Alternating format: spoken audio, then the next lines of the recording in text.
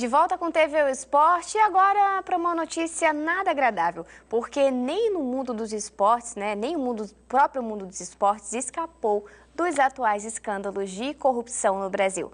O secretário-geral de Natação e executivo da Confederação Brasileira de Desportos Aquático, Ricardo de Moura, se entregou no último sábado após mandado de prisão preventiva.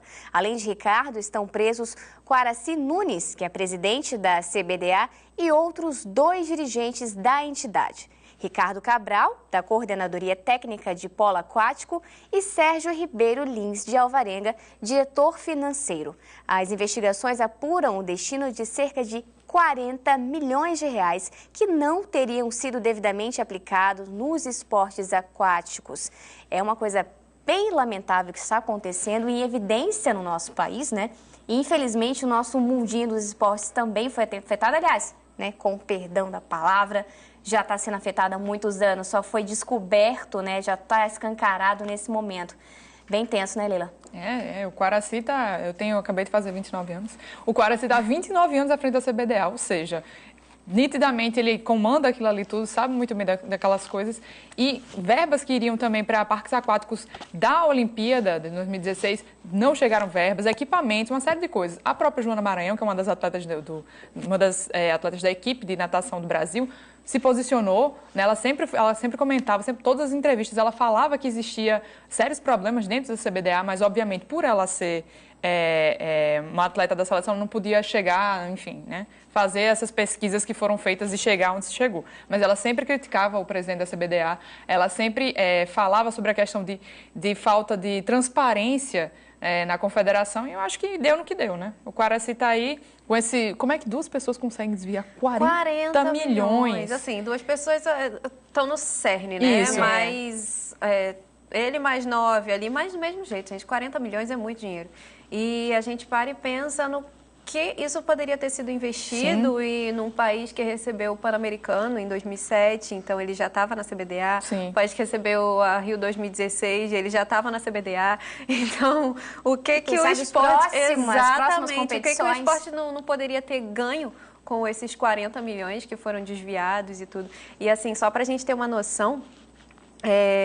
um pontinho das investigações. O pessoal está investigando e-mails trocados, no caso o Ministério Público Federal e a Polícia Federal, investigando e-mails trocados. E dentre os e-mails viram o e-mail da CBDA com uma agência de turismo. E essa agência de turismo já está há 10 anos com a CBDA. Licitações fraudulentas. Exatamente. E as licitações, que para todo o processo, existe uma licitação, e vamos lá, de 40 licitações, 37 são com essa empresa. E aí vão investigar a empresa. Então, assim, um ciclo, que envolve muita gente, envolve muita coisa. E é triste, Triste porque a gente pensa no quanto que esse dinheiro poderia estar sendo aproveitado em outros locais, em instituições e no próprio esporte, que o dinheiro ele foi destinado para um fim.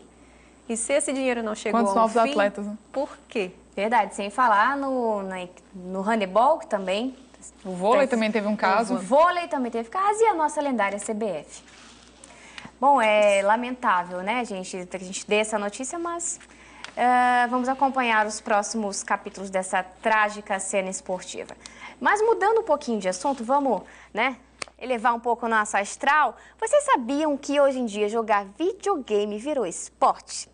Pois é, isso mesmo, a nossa comentarista aqui, a Leila de Mello, ela tem algumas informações sobre o e-sports, não é mesmo, Leiloca? Você sabe, Você está estudando bem essa parte do esporte. Estou estudando, estou tentando entrar em contato com os games, os e-sports, por assim dizer, e-sports, é difícil até de falar. Mas, enfim, eu entrevistei um cara que é muito fã de e-sport, que se chama Thales, e ele me explicou um pouco sobre as regras do LoL, que é o League of Legends, que é um dos jogos, assim, mais famosos do Brasil, que tem adeptos e campeonatos. E esse final de semana aconteceu a final do CBLOL, Campeonato Brasileiro de League of Legends. Foi lá em Recife, ele foi assistir o Campeonato de League of Legends, o entrevistado. Enfim, a gente não conseguiu entrevistá-lo depois disso, mas assim, ele deu assim umas dicas bem legais para quem quiser começar a jogar e entender um pouco mais do LoL. Tem uma matériazinha? Tem uma matéria aí, vamos ver o VT. Show a matéria. O League of Legends é um dos games online mais populares no Brasil. Neste final de semana, Recife foi palco da final da primeira etapa do Campeonato Brasileiro de LoL, o CBLOL. Em melhor de 5, a equipe da Red Kennedy venceu a Cade Stars por 3-0. Mas para entender melhor o game, nós vamos falar com um entusiasta do eSports. Antes de existir o LoL já existiam outros MOBAs, né? Eu jogava antes o Dota 1, que foi o que abriu esse modo de jogo chamado MOBA. Surgiu o LoL na verdade, o LoL surgiu a partir dos mesmos criadores do Dota. E aí, um amigo meu começou a jogar, se viciou, logicamente, como é esperado, e me chamou um grupo enorme de amigos. O LoL é apenas um dos tantos MOBA, isto é, Multiplayer Online Battle Arena, um dos formatos mais comuns de games. O jogo, lançado em 2009, traz referência do Defense of Agents, mais conhecido como Dota, e também do RPG. Thales explica melhor as regras. É um jogo competitivo entre 5 jogadores, 2 times, cada um de 5 jogadores, e aí existem os posicionamentos. Cada posição é responsável por um papel específico dentro do jogo. Existe a posição do topo, a posição do meio, a posição de suporte, a posição de atirador e a posição de jungler. Essas posições, elas têm papéis específicos a desempenhar. O suporte é encarregado em manter o atirador vivo e manter visão ao redor daquela região que vão acontecer as lutas. O atirador é responsável por causar dano físico. O da rota do meio geralmente é responsável por causar dano mágico. O da rota do topo geralmente é o mais tanker. E o jungler geralmente é o que inicia as grandes batalhas. Então ele tem o poder de iniciação. O CBLOL é disputado em 7 semanas por 8 equipes que se enfrentam para decidir quem é a melhor do Brasil. Mas qual seria mesmo o melhor time, hein? Eu não acho que exista um melhor, especificamente porque nas semifinais, todas as 2 semifinais tiveram 5 jogos, foram melhores de 5 e tiveram 5 jogos. Então, isso mostra que o nível do competitivo de LoL brasileiro hoje é alto. E os melhores jogadores, quais seriam? Como atirador, eu acho que o melhor atirador atual continua sendo o BRTT. Na posição de jungler, eu acho que hoje o melhor dentro dessa posição é Revolta. Eu acho que suporte, provavelmente Loop da PEN, que não está nessa final. Na rota do meio, provavelmente o Jokster, da Red Candidates, que ele anda numa ascensão absurda. Agora, eu não sei se esse time funcionaria direito, porque é aquela coisa, não é só ter jogadores que mecanicamente são muito bons. Tem que haver uma mentalidade de time muito forte. Tem que ter aquela pessoa que é quem decide as jogadas. E geralmente quando tem muitas estrelas num time, isso se torna difícil.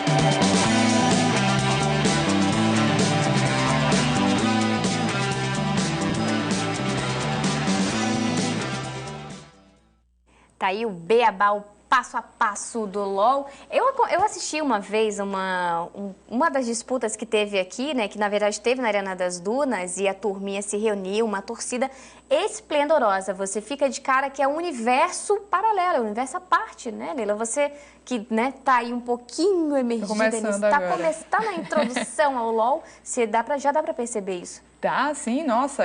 Thales, ele tava falando comigo. Ele é meu amigo, tá, gente? Ele estava falando comigo no WhatsApp. Quando ele estava lá, ele me mandou fotos, estava totalmente lotado. Era do Centro de Convenções de Recife que recebeu a final do LoL. Foi a melhor de 5 jogos. Era a Cade Stars, que é uma das equipes mais famosas, e não só tem time de LoL, mas de outros esportes também, contra a Red Kennedy, que é das equipes mais queridas aí do cenário brasileiro. Tem 2 jogadores extremamente queridos, que é o BRTT, que o Thales até citou aí na matéria, e o Yoda. E acabou vencendo o jogo, mas aí eu vou explicar a estratégia deles. Uma equipe de LoL tem 5 jogadores que jogam ali, certo? Mas existem também os reservas. Inclusive, a Pen Game tem uma menina. É o único time que tem uma menina como reserva no time dela, enfim. Uma única menina do time de LoL. E eles conseguiram mudar completamente a tática do jogo, que é um jogo de estratégia. O LoL é um jogo de estratégia. Eles tiraram 2 jogadores titulares deles e colocaram 2 dos reservas que ainda não tinham jogado durante a competição inteira. Então, assim, o outro time não sabia o que esperar daqueles jogadores. E foi uma lavada, né? A Red Star ganhou. Red Kennedy deu uma lavada na Cade e foi 3-0. Que era melhor de 5, foi 3-0. Eles ganharam os 3 jogos assim, rapidão. Facinho. Rapidão. Você se arrisca, Leila, no joguinho? Não, eu não sei de nada, no gente. Joguinho, não sei de nada, não. Eu assisto, assim, Ela assiste e comenta, mas eu não mas sei olha, nada. eu sou terrível jogando. Quem dirá eu que parei no Sonic e no Mario, assim, não passo dali. Né? Mas é uma coisa muito legal, tipo, estimula muito. E, assim, os meninos, a Red tem uma coisa bem legal. A Red contratou uma psicóloga, né, que foi psicólogo da seleção de handebol feminino do Brasil, que fez o time feminino conseguir chegar às finais ali e ganhar o Mundial.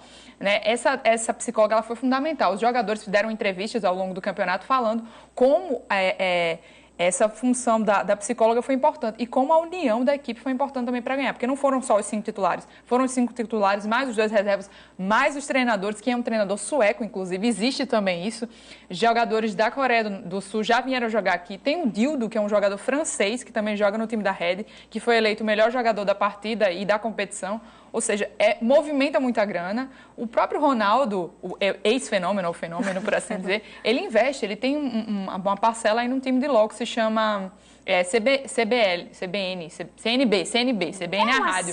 CNB. A CNB é do Ronaldo. Que bom, Leila, muito bom. Mas a gente prefere que a Leila fique aqui comentando com a gente do que ela ir para o mundo do CBLOL. Vamos ficar aqui entre nós mesmos, né, gente?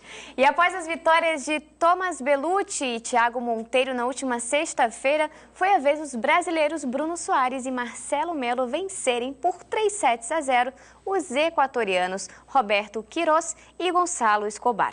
A vitória garantiu a vaga brasileira na repescagem da Copa Davis de tênis. O próximo jogo do Brasil, que ainda não tem adversário definido, acontecerá entre os dias 15 e 17 de setembro, valendo vaga na elite da Copa Davis em 2018. Eu estava até falando uma curiosidade aqui com as meninas, que a última vez que o Brasil teve um baita de um desempenho na Copa Davis foi lá por volta de 2001, mais ou menos, salvo falha a minha memória. Quando o Guga ganhava o Roland Garros. Quando o Guga era um jovem menino, né, manezinho da ilha, que Não, mentira, gente, ele já era um baita profissional.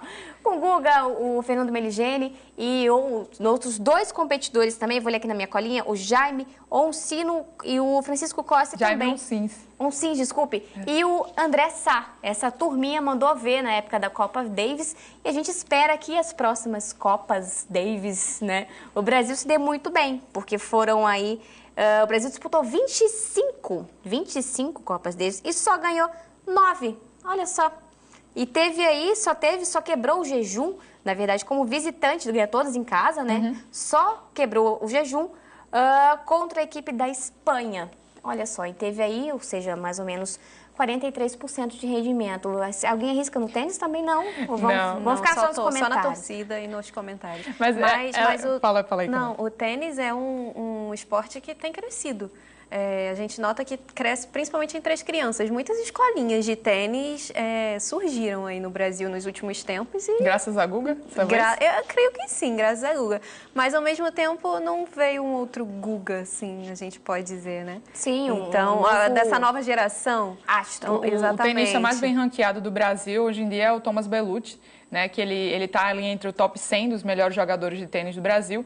Mas, assim, o legal da Copa Davis, eu pelo menos assistindo, é que você pode ter treinador, né, porque a gente sabe que o tênis não pode ter o treinador dentro da quadra, mas na Copa Davis é possível ter. E é uma equipe, né, são vários jogadores que estão representando ali o seu país. Então, é legal você ver o Roger Federer, que já ganhou todos os títulos, abraçando o Stanislav Wawrinka, que também é suíço, sabe, que joga. É legal você ver o Nadal com o Feliciano Lopes ali se abraçando também pela equipe da Espanha. Eu acho que a Copa Davis, mais do que tudo, tem esse quê de equipe e de união ali dos jogadores. Bacana.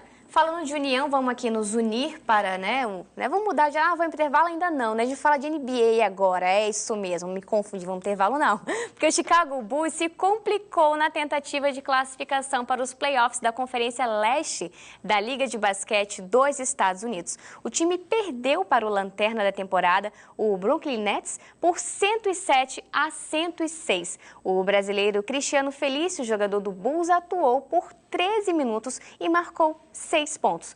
Com a situação complicada, o Chicago Bulls enfrenta hoje o Orlando Magic. E a nossa Leila de Mello, a garotinha do basquete, do LOL, do tênis e de todos os esportes, é um fenômeno, é uma coisa internacional. Leila Rainha, o resto não. E aí, Leiloca? Então, deixa eu falar primeiro do Westbrook, foi uma coisa sensacional que aconteceu ontem, né, domingo. O time dele, o Oklahoma City Thunders, ganhou, né, do Nuggets e ele conseguiu fazer uma coisa extraordinária. Ele bateu um recorde que já existia há muitos anos, do Oscar Robertson, que era um grande ala da NBA. Ele conseguiu chegar ao número de 42 triplos-duplos. O que é triplos-duplos para você? Triplos duplos é quando um jogador consegue chegar em 3 itens do jogo, ou seja, pontuação, passes, tocos, sabe? Quando ele consegue chegar tem 3 dessas com dígitos duplos, ou seja, mais de 10 pontos, né? E o Westbrook fez, se não me engano, deixa eu olhar aqui minha cola, mas ele fez 50 pontos nessa partida. E ele fez o 42º triplo-duplo dele nessa temporada. Ele está cotado para ser um do MVP, né, que é o jogador mais valioso da competição. E o legal dessa temporada é que muitos recordes estão sendo batidos. Essa temporada, se não me engano, acho que 4 ou 5 jogadores já conseguiram chegar à cifra maior de 50 pontos na competição. Acho que um jogador, acho que foi do Phoenix Suns, não me recordo o nome dele agora, mas ele fez 60 pontos, né, nessa temporada da NBA. Eu tô lerda hoje. Nessa temporada da NBA, e assim, o Oscar Robertson era um jogador que jogava na época que não tinha nem linha de 3, né? Ou seja, tem mais de 30 anos aí, e o Westbrook tá conseguiu essa façanha. O Chicago Bulls vai bem mal das pernas aí na Conferência Leste, né? Que tem em primeiro lugar o Celtics. O Boston Celtics está em primeiro lugar da Conferência Leste, em segundo lugar o Cleveland Cavaliers, do nosso querido LeBron James. E já do lado oeste nós temos o Golden State Warriors, que é aquela equipe que faz cesta de 3. Que era outra coisa que eu estava comentando com o Matheus Cirne, nosso diretor, que ele adora a NBA, é o quanto a tática da NBA mudou. A gente viu até imagens do Oscar Robertson, que era um jogo completamente diferente, é um jogo muito mais lento. Os jogadores eram fisicamente bem menos atléticos, olha só. Não tinha nem pontilhado de linha de 3, era muito arremesso, pouco contato físico. E hoje em dia o que a gente vê no basquete é um jogo de muita força, velocidade e muita cesta de 3. Tem time nos Estados Unidos que ainda está, sei lá, segundo ano do colégio e eles só arremessam de 3. Ou seja, a bola de 3 no basquete se tornou uma das coisas, um dos trunfos, né? Hoje em dia o time que não faz bola de 3 não consegue jogar. O time do Houston Rockets tem outro também de jogadores que é eleito para MVP, que é o Harden.